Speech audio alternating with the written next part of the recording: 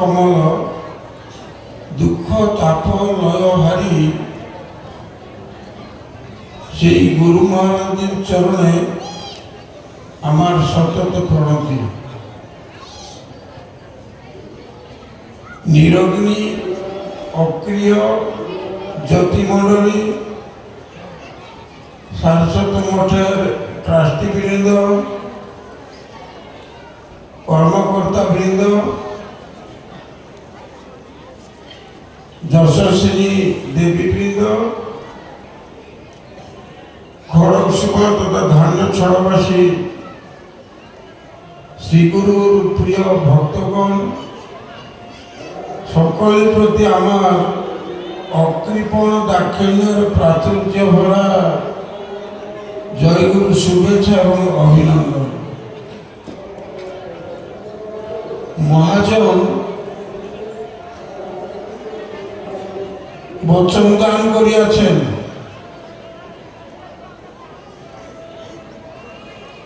যদি জীবনে কোনো কিছু অমীমাংসিত থাকে বা চিত্ত দ্বিধান্দোলিত হয়, মীমাংসা করিতে অসমর্থ হও, তবে এই সম্মিলনীতে এসে আমাকে জানালে আমি তার শুদ্ধ মীমাংসা করে দেব। দীর্ঘদিন যাবৎ আমার মনে একটা প্রশ্ন জেগেছে, একটু ভালো করে শুনবেন। প্রশ্নটা হচ্ছে এই, দেশে দুর্ভিক্ষ পড়েছে, দেশে ভিক্ষার অভাব, মানুষ খেতে পায় না, হাজার হাজার মানুষ ক্ষুধা এবং তৃষ্ণার চোটে ছটফট করছে। একজন রাজা এলেন এবং ঘোষণা করলেন, যত দুর্ভিক্ষ পীড়িত ব্যক্তি আছে সকলকে আমি উপযুক্ত ভোজন দিব, যে যেইটা চাইবে, যার মনে যেই খাদ্যের প্রয়োজন সেই খাদ্য আমি তাকে পরিবেশন করব। যে মাংস খাবে, যে পোলাও খাবে, যে ফ্রাইড রাইস খাবে, যে কাবাব খাবে, সব দিব, যে যেইটা চাইবে সেইটা দিব। ভোজন হয়ে গেল, ক্ষুধার্তদের তৃষ্ণা মিটে গেল। এইখানে একটা কথা,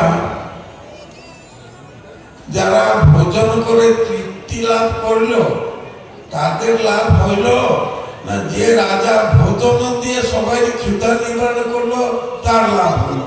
লাভটা কার হলো? লাভটা কার হলো?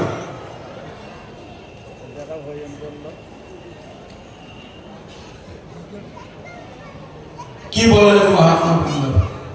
লাভটা কার হইল? যে ক্ষুধাতুর হাজার হাজার মানুষ ক্ষুধায় পিপাসায় জর্জরিত, তার লাভ হলো না যে ভোজন দিয়ে তাদের তৃপ্তি লাভ করলো তার লাভ হলো? হ্যাঁ, ধন্যবাদ।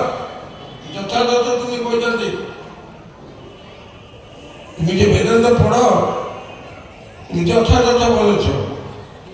মানে এখানে যে হাজার হাজার মানুষ, আমরা ক্ষুধা পিপাসায় জর্জরিত, শান্তি পাই না, ক্ষুধা মিটে না, তাই অত কষ্ট করে ভারতের তথা বিদেশের বিভিন্ন প্রান্ত থেকে এই ক্ষুধা নিবারণ করিতে আমরা ছুটিয়া যেতে। সে ক্ষুধাটা কি ভাত কাপড়ের ক্ষুধা নয়, সে ক্ষুধা হচ্ছে আধ্যাত্মিক ক্ষুধা, পরকালের ক্ষুধা আছে বলেই তো অত ঠান্ডার মাঝে আমরা এখানে বসে আছি। কার গরজ আছে এখানে অত ঠান্ডায় বসে থাকা? যাদের ধৈর্য নাই তারা চলে গেল, ক্ষুধা নিয়ে চলে গেল, অঙ্গহানি করলো আজকে অধিবাস।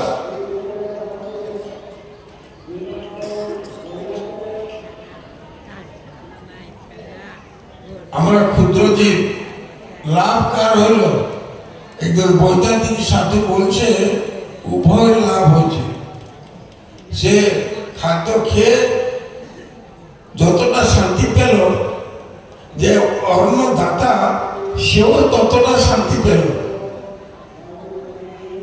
আমাদের যেরকম আধ্যাত্মিক পিপাসা বা ক্ষুধা আছে, তারও সেরকম একটা ক্ষুধা আছে। সেই ক্ষুধাটা কি না, ভক্তের প্রদত্ত ভক্তিরস।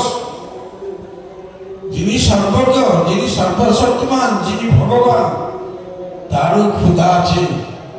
সেই ক্ষুধাটা হচ্ছে কি না, ভক্তের প্রদত্ত ভক্তিরসে তার তৃষ্ণা মিটে। তিনি তো তন্ত্র করলেন, তৃষ্ণা মিটল। জ্ঞান সাধনায় সিদ্ধিলাভ করলেন, পিপাসা মিটিল। যোগ সাধনা করলেন, সবকিছু জানলেন, তবু পিপাসা মিটিল। মিটিল কোথায় না, প্রেমিক গুরুর কাছে। তাই আমরা সবাই ক্ষুধাতুর, তার দ্বারে আমরা ক্ষুধা পিপাসা মিটানোর জন্য এসেছি। তাই তো আয়োজন, অত বিপুল ভক্তের সমাগম। আপনাদের পিপাসা মিটিয়ে আছে তো? কি বলেন? লাভটা কার হলো? তার লাভ হলো না আমাদের লাভ হলো? বেদান্ত মহারাজ বলছেন উভয়ের লাভ হয়েছে। কারণ প্রত্যেকের পরিপূরক বাণীতে কি পাঠ করা হয়েছিল? 2 নম্বর বাণী, যেটা উড়িয়া ভাষায় ধুনা পাঠ করেছিল।